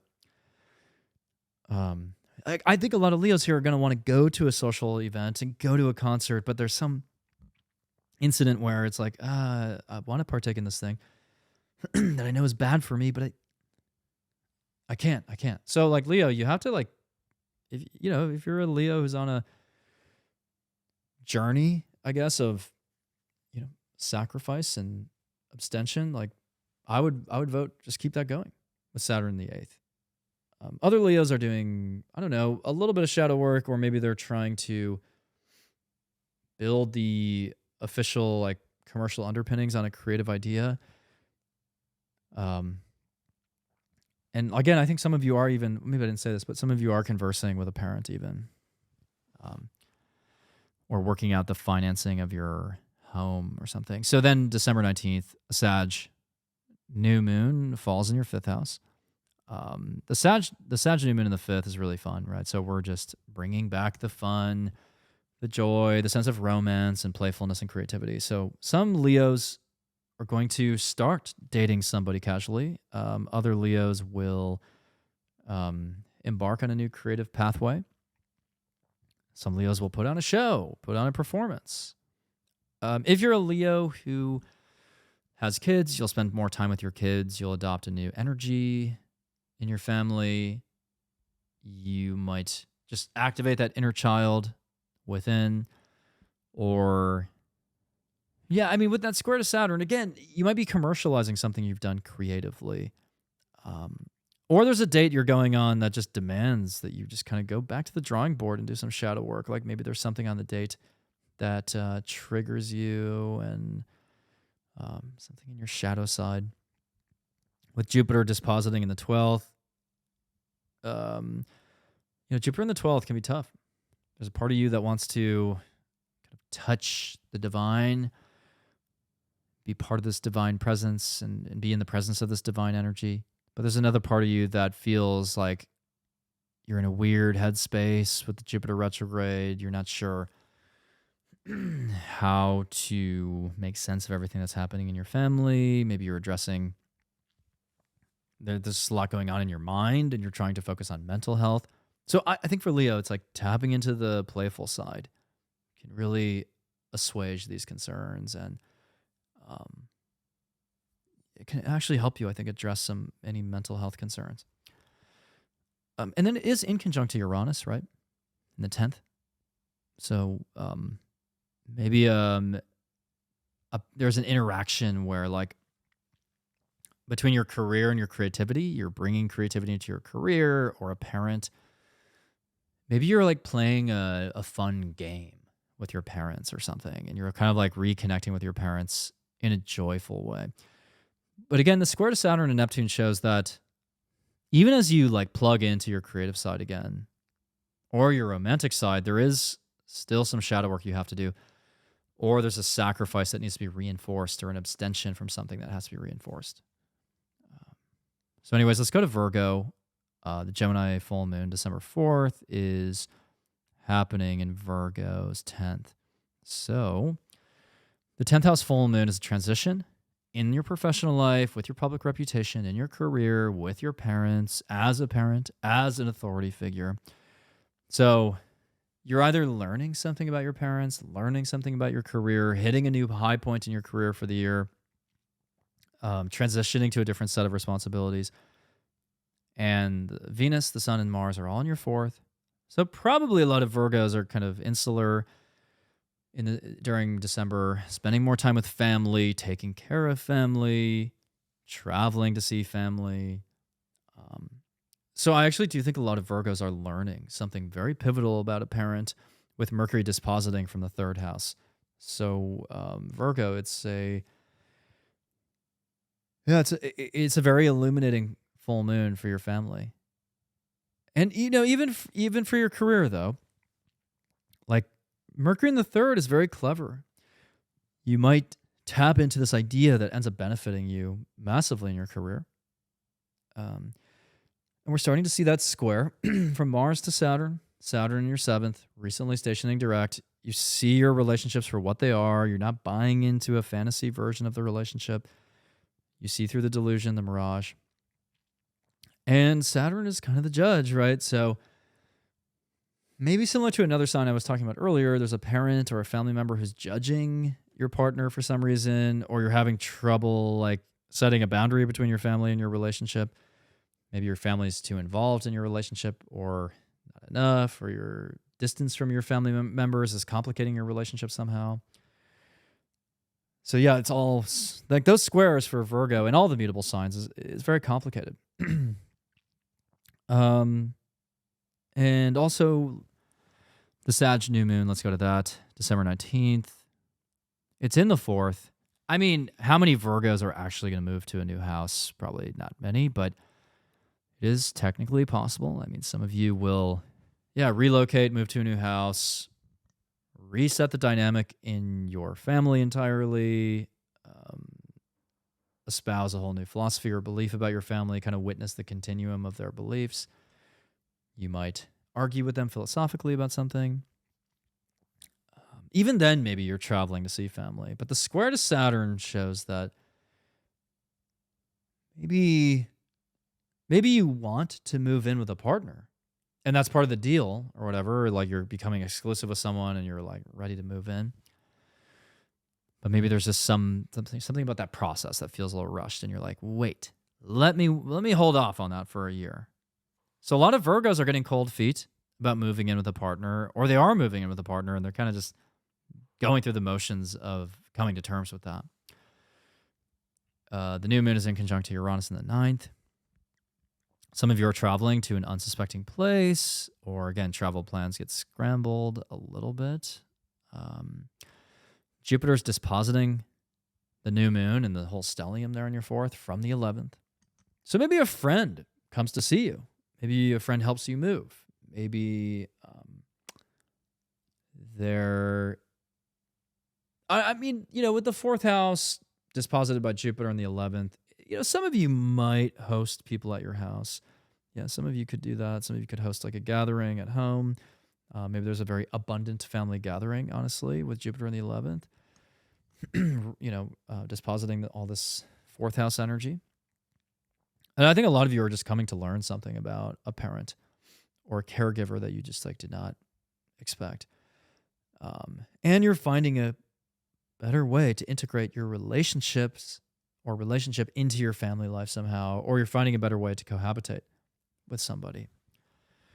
And I think a lot of Virgos, though, are looking to finalize an agreement with somebody related to a home. Maybe you're trying to even settle like a lawsuit or a dispute related to property, related to a home.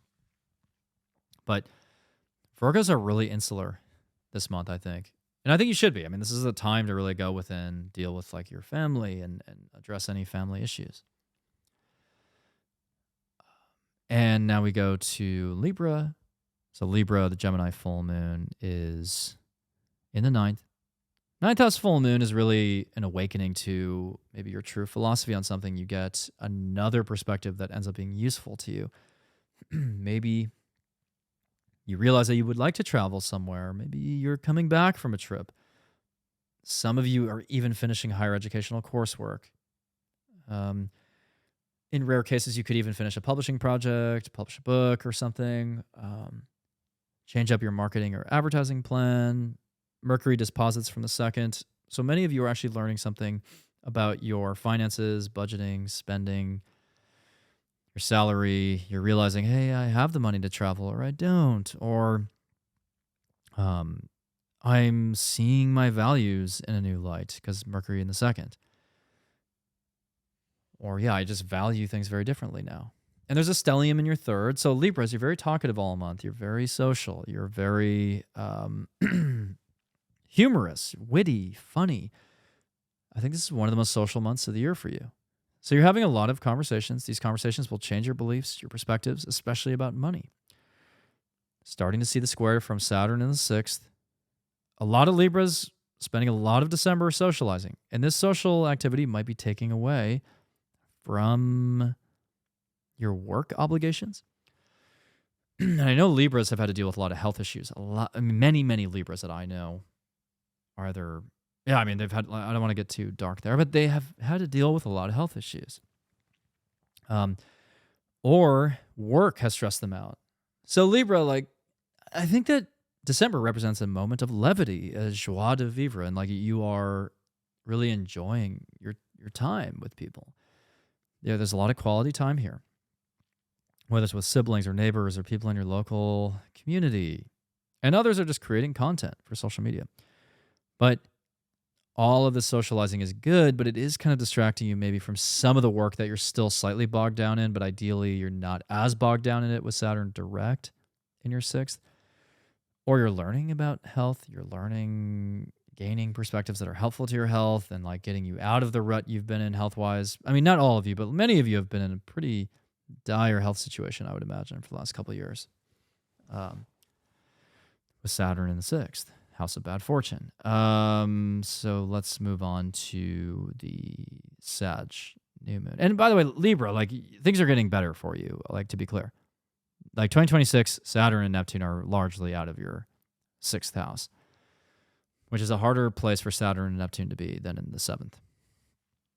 Libra. So December 19th, the Sagittarius New Moon is a new beginning in your third house of communication. So you might be embarking on a new book idea, a new writing project. You're just having an important conversation with somebody about health or about work or about your routines, about how to structure your day-to-day. Some Libras are starting a new educational practice or coursework. Some of you are trying to travel that day for work. Or honestly, I hate to say this, but some Libras have work assignments just kind of trickling in right before they're supposed to fly away or drive away. And they're I got to take care of this thing. So the holidays are a little hectic for you. I think you have a lot of obligations at once. Very busy. You're very busy. But ultimately, Libra, it's a really fun, active, social, talkative month for you. And I do think your health outcomes are improving. But, let's call a spade. Libra has been through the fucking ringer with health the last couple of years. And then the inconjunct to Uranus in the eighth shows that maybe you're even learning about a different income stream. I know I talk about that a lot for Libras, but your finances have been oscillating a lot and going up and down for the last 7-8 years, but there's also some novel approaches you can take to your finances to open up new passive income streams. Jupiter disposits the new moon from the 10th, so some of the insights you're gleaning from these conversations will be very helpful to your career in the next few months. Libras, you're about to have a big glow up next year in your career. Get my horoscopes to understand when that will happen. But Jupiter in the 10th, it's not done yet. Jupiter's not done with the 10th house yet for you.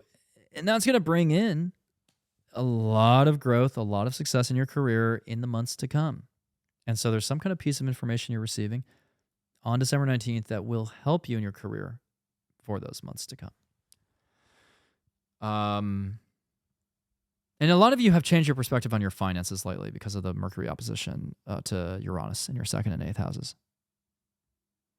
So let's go to Scorpio. Gemini Full Moon, December 4th. It is in your eighth house.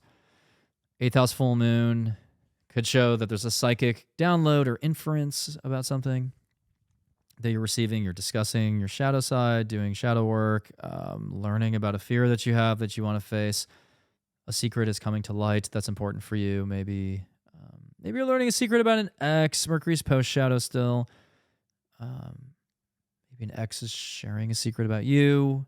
But I think for most Scorpios, the full moon in the eighth is really illuminating and underscoring something in your financial life, your investing life.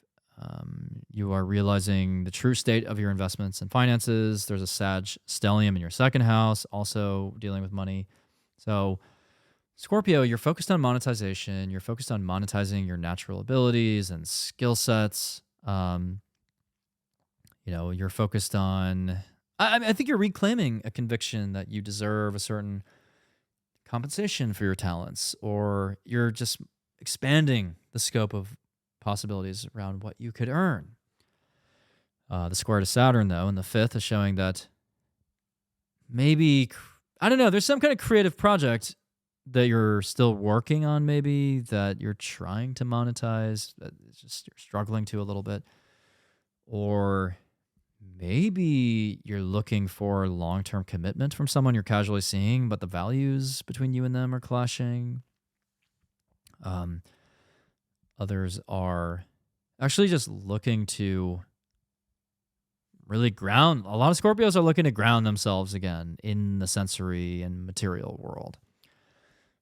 Other Scorpios are realizing the true cost of certain fertility programs or plans. I think a lot of Scorpios are like thinking about family planning and fertility, and they have been since Saturn went into Pisces in March 2023. So some Scorpios are realizing, if I do this fertility treatment, it's going to cost me this much, and I have to factor that in with all my other costs.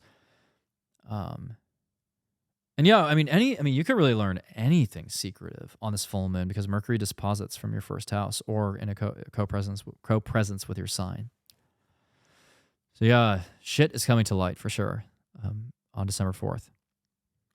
Again, it's probably mostly related to finances, but it could be someone from your past coming back around and just coming out of nowhere. And that's my pillow's been out of place for the last hour. Great.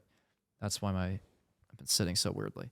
So yeah, you definitely, I think you will be learning about some piece of information that is coming from a secretive source, or it's a secret about somebody, but it's very illuminating for you at the end of the day.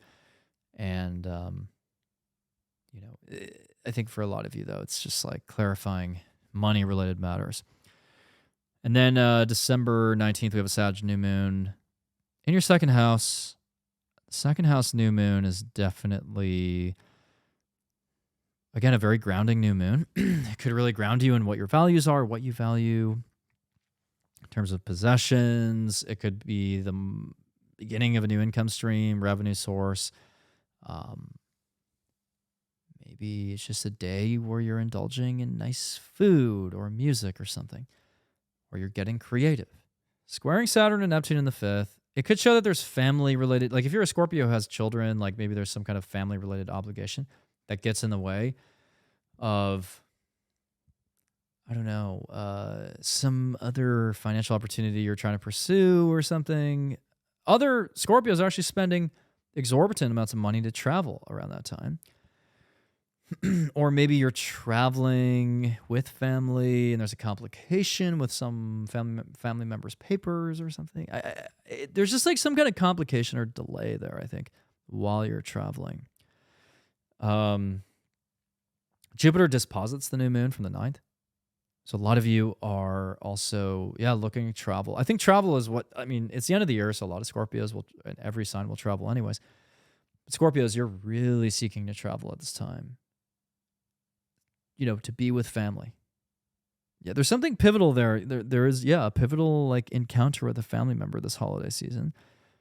It's really going to change your beliefs about something. And your family might have a big shift in perspective. But there's a clash between, somehow there's a clash between obligations creatively or in terms of family or related to children. There's some kind of clash with your family responsibilities and maybe what you would want to spend money on or something, or where you want to travel, or some kind of financial opportunity you want to pursue. But a lot of you are actually looking to monetize a creative endeavor, actually. Or you're calling it quits maybe with a casual partner because you don't agree on values completely. And there's an inconjunct to Uranus in the 7th. So some amount of chaos could unfold with a partner, honestly, over diverging values or related to travel. So if you're traveling with a partner as a Scorpio towards the end of the year, just expect some chaos and try to just create a buffer against that. Plan ahead. I don't know. So now we go to the sign of Sagittarius.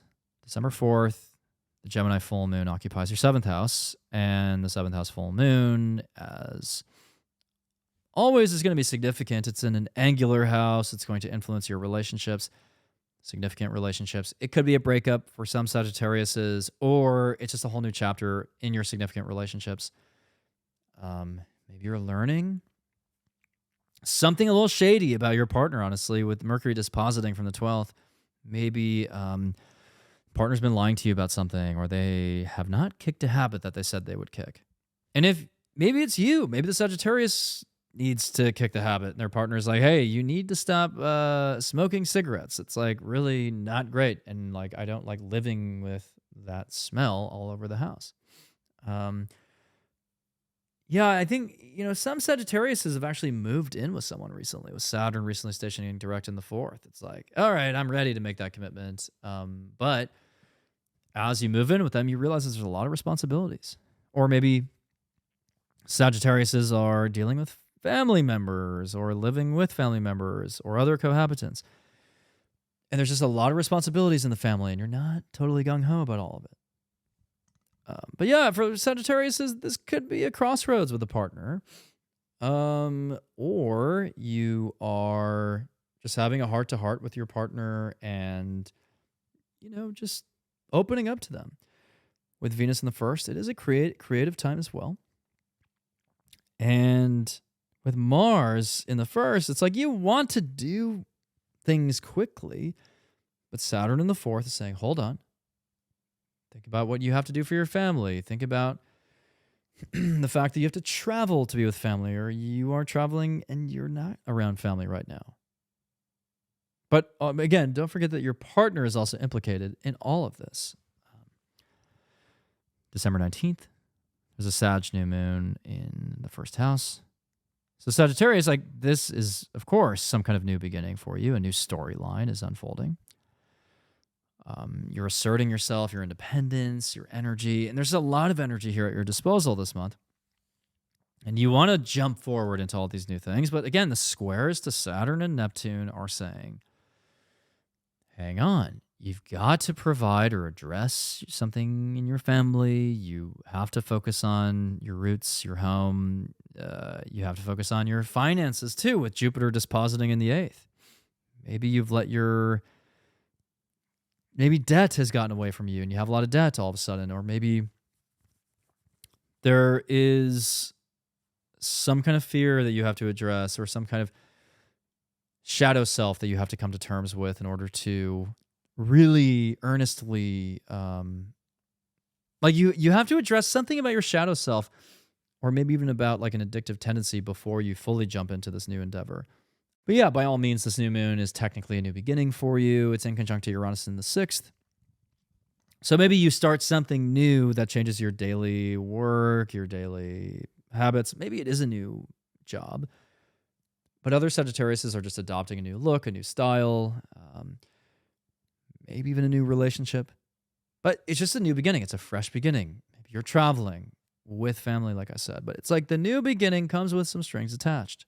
It's like you want to do this thing that's very inspiring, but you don't want to get too carried away with it. You don't want to go too over the top just to be provocative or controversial. You don't want to do something without thinking about the long term, without thinking about the reality of something. So let's go to Capricorn, December 4th. There is a full moon in Gemini in your 6th house. So Capricorn, the Gemini full moon in the 6th could be revelatory surrounding health, work, coworkers, pets, daily projects at work, work streams. So Mercury deposits this in the 11th. It is possible that a friend is revealing something to you about their health. Maybe you're revealing something about your health to a friend. Maybe you're working with a friend on something and ideally completing the work project. Maybe you're learning something from a health expert via social media and it's changing your health-related plan, or like you're approaching your health differently. There's a Sag stellium in your 12th, so you're feeling very inquisitive spiritually. You are daydreaming a ton at this time, focusing on your mental health. Really a lot of busy thoughts, though. You probably need to take a break around this full moon and remember to tend to your physical health and your mental health and your spiritual health. Mercury still in the 11th, opposing Uranus, shows that some of you are discovering some amount of surprising information about a friend or someone in your social circle. But I mean, in a great scenario, Capricorns are just finishing work, finishing a project, finishing a task that was bogging them down for a while, and now you're ready to move on. Other Capricorns are maybe transitioning to a new work project entirely, learning something about a coworker, learning something about a pet. And I'm not trying to manifest anything bad, but like, you know, there's information coming through regarding some of these topics for you. And let's go into the Sag new moon on December 19th in the 12th. Now that new moon is squaring, right, Saturn and Neptune in Pisces, which is in your 3rd.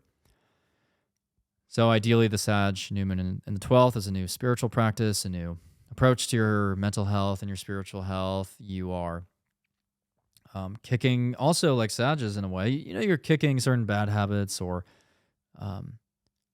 you're taking more time to yourself to be insular, go inward, reflect on your beliefs. I mean, there's a lot of belief and faith wrapped up in this new moon and this whole month for Capricorn. I mean, I think Capricorn, you're kind of retooling and you're doing some internal inventory and reflecting on yourself and your purpose and your calling before we get into Cap season towards the end of the month.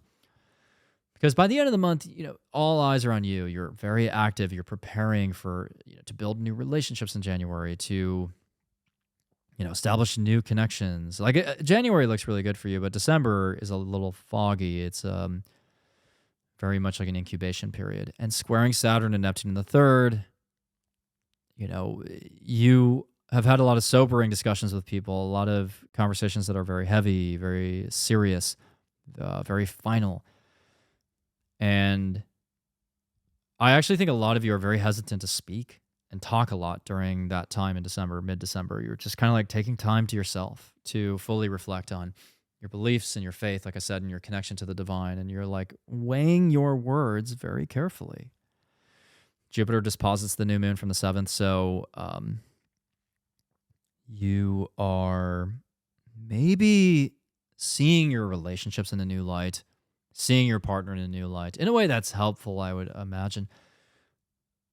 And some of you are even, with the 12th house, kind of having a letting go context. You're letting go of certain habits and cycles in order to nurture your relationship in a better way. And a lot of you are just recovering, recuperating, and recharging your battery around this time so that you can show up for your partner. The new moon is in conjunct to Uranus in the 5th. So as you're recovering, as you're sleeping, as you're in this weird headspace, there could be some kind of interesting, creative notion sweeping in to your orbit and your aura. And some of you are even realizing that you Still have a lot to learn about something related to like maybe a skill set. Aquarius. Aquarius, the Gemini full moon is in the 5th. So Aquarius, the full moon in the 5th is a very playful and joyful full moon. You know, it could show that you are putting on a performance, attending a performance. Maybe you are completing a major creative project. Maybe you're going on a date. It's very talkative, very fascinating, exciting. Maybe in some cases you're cutting off and severing ties with a casual situationship, a casual partner. There's a stellium in your 11th. So Aquarius is pretty social. It's a pretty social time. You know, you're socially active, going to parties, or you're connecting with people on social media. And that makes the full moon all the more fun. Mercury disposits the full moon from the 10th. So perhaps you are communicating something publicly in a creative way. Maybe you're learning something about a parent. Maybe you have a creative idea that you're bringing into your career and it's helping you out. Maybe you are just learning something about a casual partner. That's very surprising. But yeah, I mean, I like this full moon ultimately for Aquarius. Then we have the Sag New Moon on December 19th. That's in your 11th house. And again, we're talking about establishing maybe a new tone in your friendships and your communities. On social media, some of you are launching a new social media endeavor or practice. Even at that time, you're just very social and in rare cases, maybe investing in technology or exploring politics. But I've noticed 11th house stelliums, like they can be very interested in tech. So if you're somebody who is trying to network in order to get ahead and find a new job or even get into the tech industry, I mean, the stellium is pretty great. So Aquarius is like really network at the end of the month. There's somebody there with a good opportunity for you work-wise. And I say that because Jupiter is dispositing the new moon from the 6th house. So with Jupiter in the 6th, somebody in your network has a perspective that you didn't have before that's going to help you close the loop on something related to a project you're doing, something you're working on, or they have a new job offer for you somehow. They can get you an in at this company.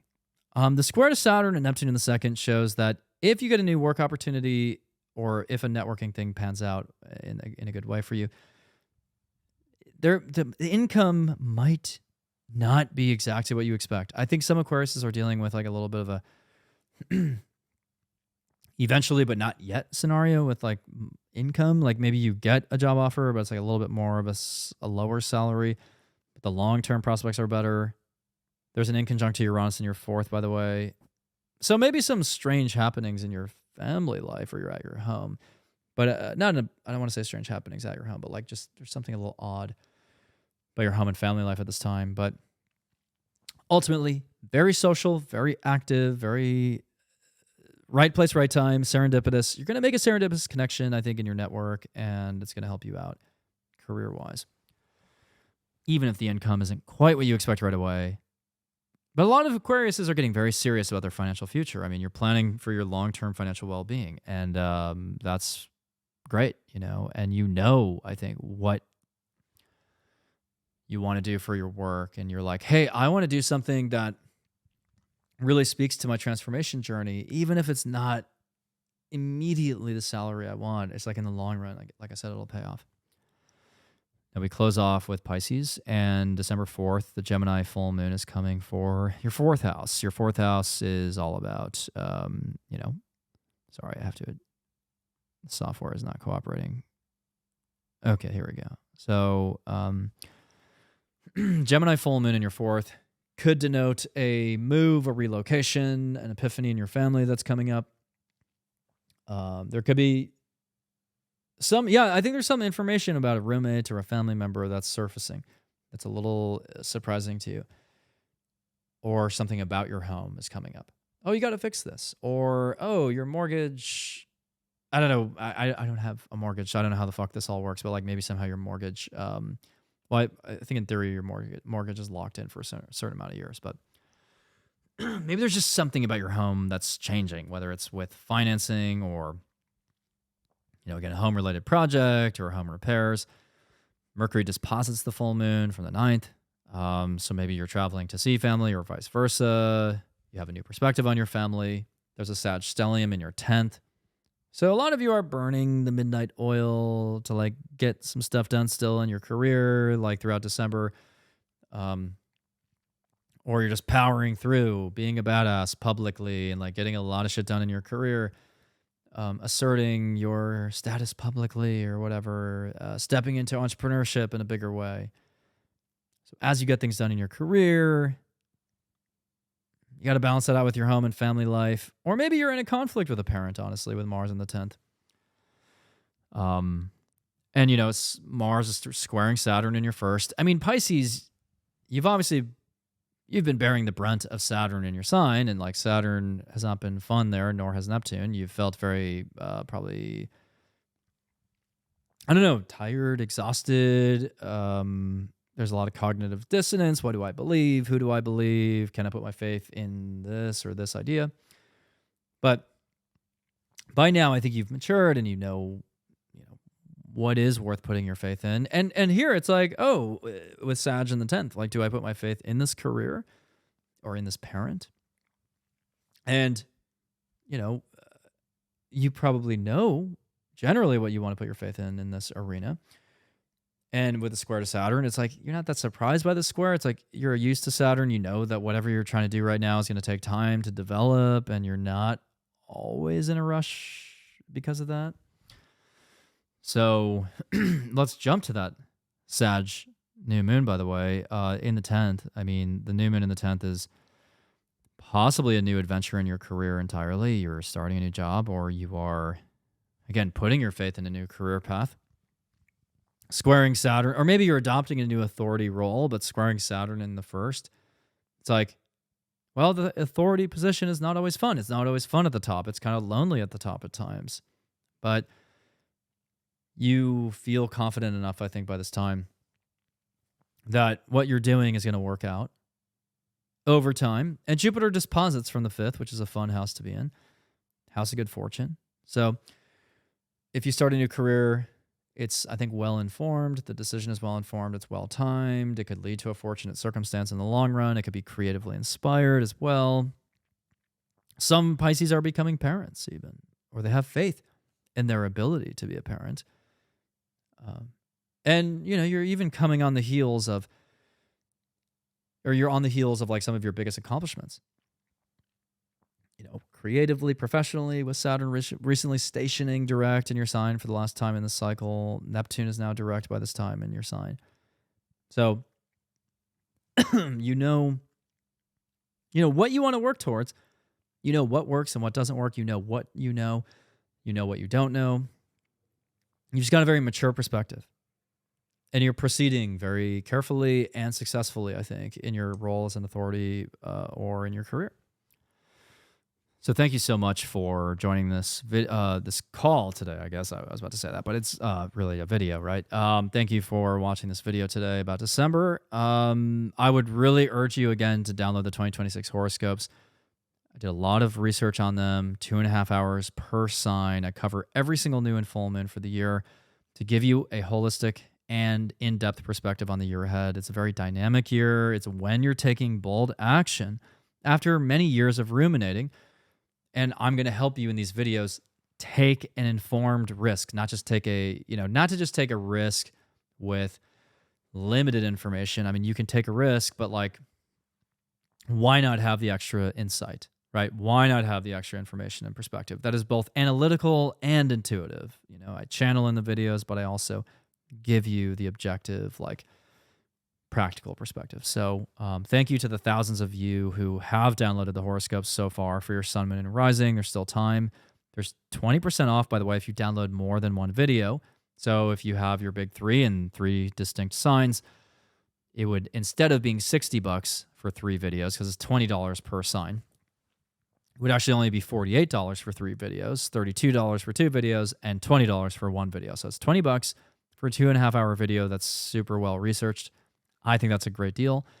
And And I've gotten amazing feedback and reviews from people. Like people have been saying that it's already spot on with some of the plans they have, that it's actually helped validate some of their plans. And it's given them, in certain cases, the extra detail that they needed to know, oh, I should actually move the first of this month, or I should actually avoid talking to this person during this time. And these videos are so rich with insights, like especially for $20, like it's worth the investment. It's worth the investment in your future. And I believe that I am the astrologer that you should trust for these things, because again, I did 2-3 months even of research on the year ahead, just focused on these videos. And I spent 2 months actually filming them. So, no shade to other astrologers, but like a lot of the annual horoscopes you're going to see from other astrologers, they crammed that. They crammed the videos, 12 signs in a week, 12 signs in 12 days, whatever it was. There's some benefits sometimes to that, but most of the time it translates to exhaustion. And by the time they get to the 12th sign, they're like, fuck this. Like, they just run out of capacity to do that. But in this case, I spent 2 months doing 12 signs. So what that means is I only allowed myself to film for approximately, I would say, 2 signs every week at most. So I would do 2 signs every week, sometimes not even, sometimes 1 sign in a week. And basically, it all adds up to 12 signs in 2 months, and it prevents me from succumbing to that temptation to rush through it. So I didn't rush through these videos. It was very deliberate, very well planned, very meticulous. Way more meticulous, honestly, than this video you're watching. Because the way that I do my YouTubes, it just kind of like these videos, and I think every astrologer experiences this, like there's so much shit to do that the YouTube video, for whatever reason, always, falls to the wayside. And it's like, 3 days before the next month, I got to do this video. This video, especially, I'm just opening my laptop here and looking at the transits, flowing. And, that's not really the vibe of the 2026 horoscopes, because the intention behind them is to actually help you plan ahead, structure your plan. I'm not saying that these videos are unhelpful, but it's like, if I'm being honest, like this is very much like an open dialogue. This is not meant to just like give you a super regimented look at the month. But like the 2026 horoscopes, I have charts that like, they're not requiring you to understand like fucking multivariable calculus. Like these are just charts, line graphs that show you like very obviously like when are the peaks in your year, when are the planets retrograding, by the way, what are you going to have the most momentum, which new and full moons are best for XYZ, when should you set certain intentions, when are you not setting intentions, what do the eclipses mean, by the way, that are entering Leo and Aquarius. What do the eclipses in Virgo Pisces continue to mean for you? What are you initiating? What are you letting go of during certain times? And you don't walk away being like, oh, Evan is trying to control my life. And like, you still have free will. It's just that you're more informed now. And like, even if you just watch the videos once and you don't take any notes, it's like you have that in your subconscious. And it's subliminally kind of swimming around somewhere. And it will help you in a time of need. It will help you at the right time. And I also suggest this for everyone, I guess, that I've talked to about this. I'm like, an interesting exercise would be to watch the videos and also do some like channeled automatic writing while I'm speaking, or channeled painting or drawing, or just see what you come up with as I'm speaking, right? And I know a lot of you already do that for my YouTube videos, and a lot of you fall asleep to these videos on YouTube, and like there's something about, for some reason, the intonation or whatever, like it just helps you guys with channeling, and I think that's great. So anyways, thank you so much, Evan Nathaniel Grimm. I appreciate your time as well. Yeah, I hope you have a fantastic December. I hope you get the 2026 horoscopes, and be grandiose this month, but not too over the top. Thank you so much. Take care.